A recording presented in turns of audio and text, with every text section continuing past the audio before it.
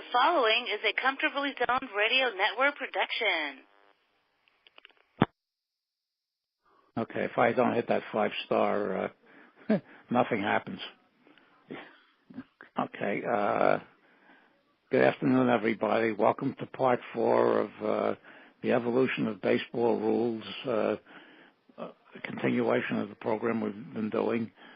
This is the Comfortably Zoned Radio Network. This is David Nemec's Baseball History and Trivia, and my name is Alan Blumkin. Our usual third man on these podcasts, Ian Kahanowitz, is on assignment. So welcome, David. Welcome to you, Al. Good to be with you again.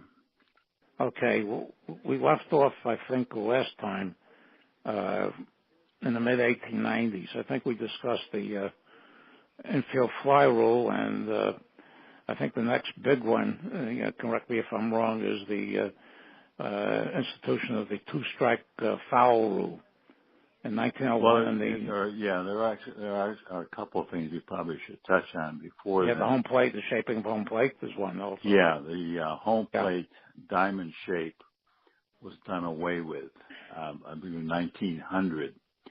And also, the catcher's rules were changed. The catcher had to play within a certain distance from the plate. He could no longer stand way back, as far back as he wanted, with nobody on base.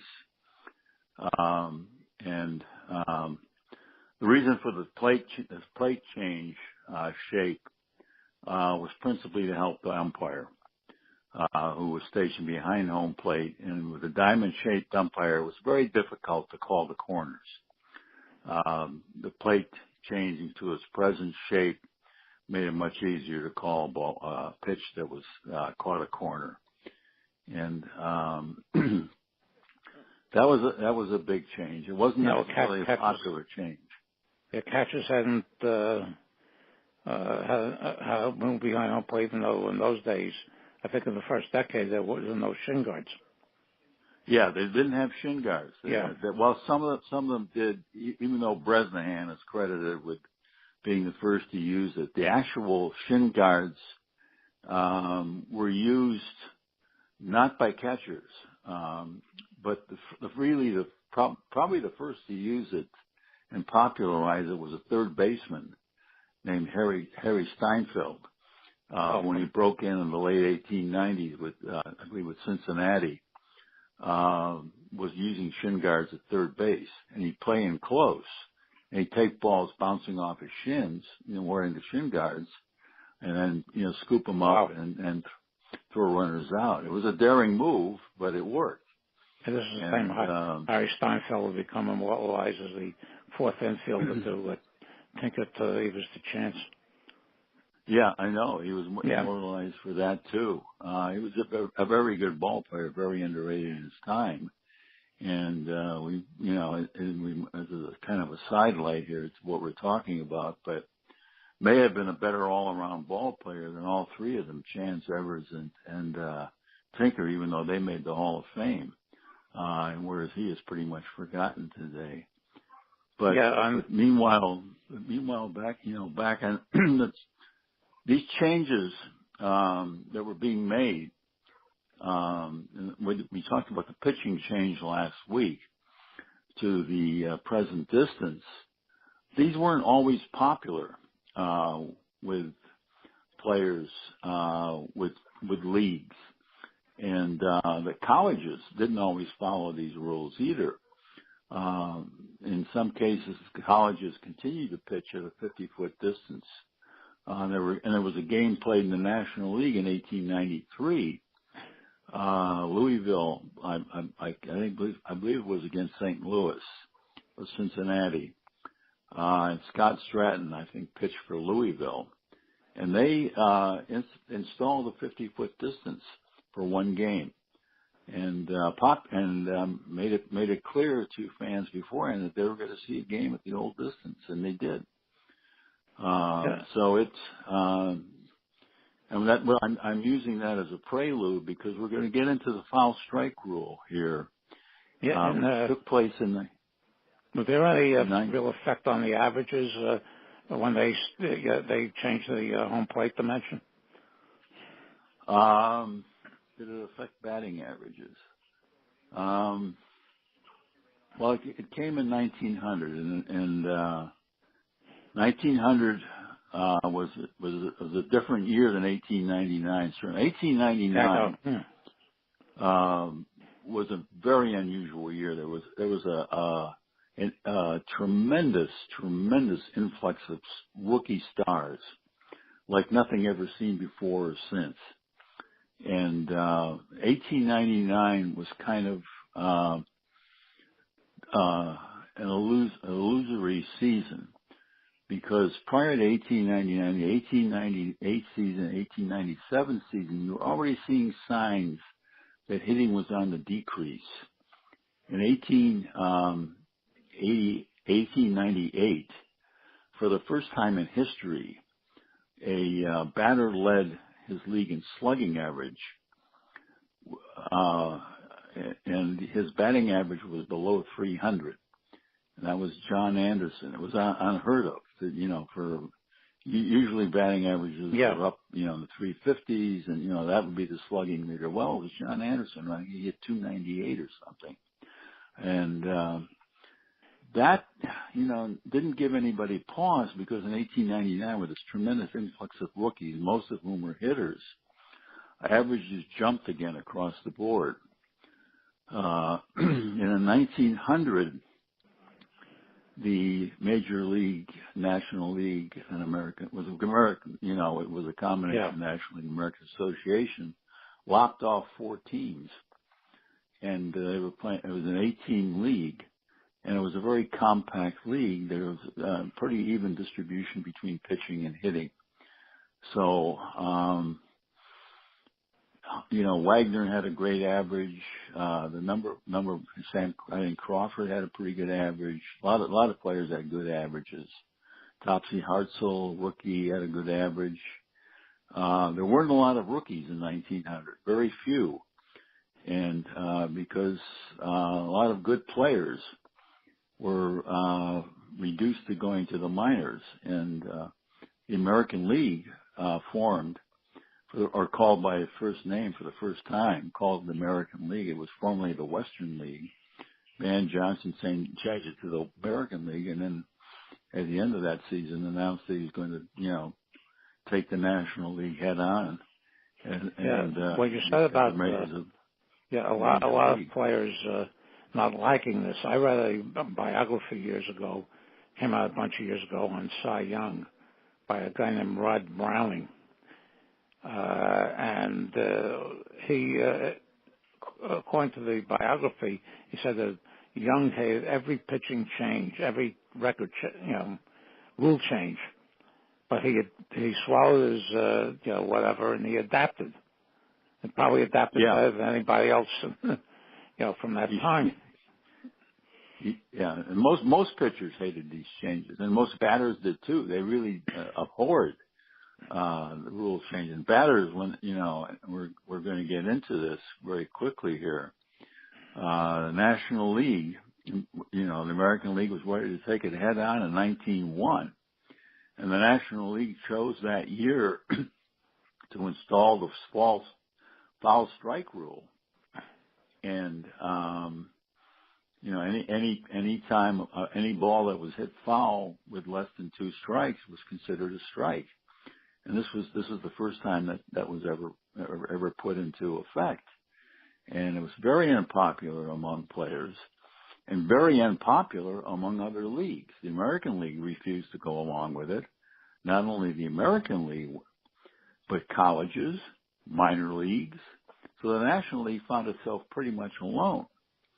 And to shoot itself in the foot even more in 1901, the National League also decided before the season, along with the foul strike rule, they were going to abolish the hit-by-pitch rule. So they went into spring training in 1901 with the foul strike rule now in place, and the hit-by-pitch rule no longer in effect. So here you have pitchers, and they're now getting, batters to swing at a pitch, hit a foul ball, getting a strike. Yeah. And they're now free to hit batters. and it's only counted as a ball. And spring training is a pretty wild scene, from what I can gather. And the National League, before the season started, sheepishly took away their prohibiting of the hit batsman rule and reinstalled it prior to the season. And so it's a little known fact today that the National League actually was heading into the season without the hit batsman rule. But indeed that was the case, and had they, who knows what would have happened if the season had begun without it in effect. But I mean, the only time it was in effect. Yeah, the only time the post-war era that I can remember anything remotely like that occurring was when in 1963 they decided that they were going to strictly enforce the balk rule. Right. And the National League especially, and the umpires there said they want balks, will give them balks. And Bob Shaw, pitcher on the Braves, balked 5 times in one game. And finally it got to the point after several weeks that the powers that be recognized the insanity of this. And they told the umpires to go back to calling them the way they've had for years. But that's relatable, the hit-by-pitch thing. I never knew that. Yeah, the hit-by-pitch rule. Yeah, they did abolish it. It was wow. It was thrashed out in the winter meetings, and it was controversial even among National League owners was that a factor in do it. These rule changes a factor in a lot of National League players jumping to the American League? That's a good point. But pitchers jumped too to the American League, even knowing that the foul strike rule was not going to be imposed. So I probably in some cases that was true, but money more than anything else was. Yeah, obviously, yeah. So that's a good point. That's an interesting point, and one that's never really been explored to any great extent. But the American League and National League then began the 1901 season playing under different rules. And the National League also found itself with minor leagues not going along with it, and with colleges not going along with it. They continued to play with, foul strikes, foul balls not being a strike, unless they were deliberately hit foul balls, and that was the umpire's judgment. Yeah, well, determine whether it was or not. Yeah, that could lead to a few scenes, I guess. More than kind of a constant problem. So that's we're beginning. So this is really I can go along with 1901 being considered the beginning of the modern era. Yeah. Not because it's the turn of the century, but only because this was the last great rule change, the foul strike rule. There have certainly been rule changes and tampering with rules since, but nothing quite as controversial or as game changing as the introduction of the foul strike rule. But I really don't see that the game itself did not change that much in 1901. Certainly not. The American League was still playing the kind of ball that was played in the 1890s. The idea of the modern game suddenly evolving in 1901. That's the only way I can see it, flying is because of the foul strike rule adoption. But there were other rule changes too. There still were things that were not in place. For example, a pitcher having to pitch to one batter, as the rule is today. This was not in place at the time.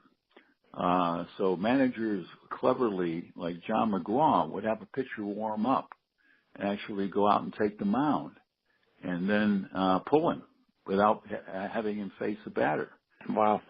And sometimes he would even delude a opposing manager into putting a pinch hitter in, thinking he was going to face a right-handed pitcher, and then McGraw would bring in a left-hander. And there were no rules in effect then to When did that come in? That came in it didn't come in right away in the beginning of the 20th century. I can't exactly pinpoint the year, but McGraw was such a innovator in that respect. He would twist the rules, bend the rules, do any, and he was responsible for the introduction of it. Yeah, I know there were several games later on that where protests were upheld because the pitcher didn't come in or finish pitching to one batter. Exactly. Yeah. Exactly. Yeah. Yeah. I did write the forfeit book. Yeah. I wrote a book on protested and forfeited games. Yeah. And there were some very unusual protests and forfeits that were upheld even in the early part of the 20th century. And nowadays, of course, there's been only one protested game in recent years that's actually been where the protest was upheld and the game had to be resumed to the point where the protest. Pardon me? The Pine Tar game? No, that wasn't the Pine Tar game. This was a couple years ago. Oh. I can't remember the details. The Pine Tar game was that was probably the most famous game in recent years where a protest was upheld, and the Yankees then, had to come out. I can't say come back and play an inning. The third, they had to play when they came back the next time. Ninth inning. Now, of course, with the scheduling, if you're not playing in your division, it's almost impossible. I know. That's one reason why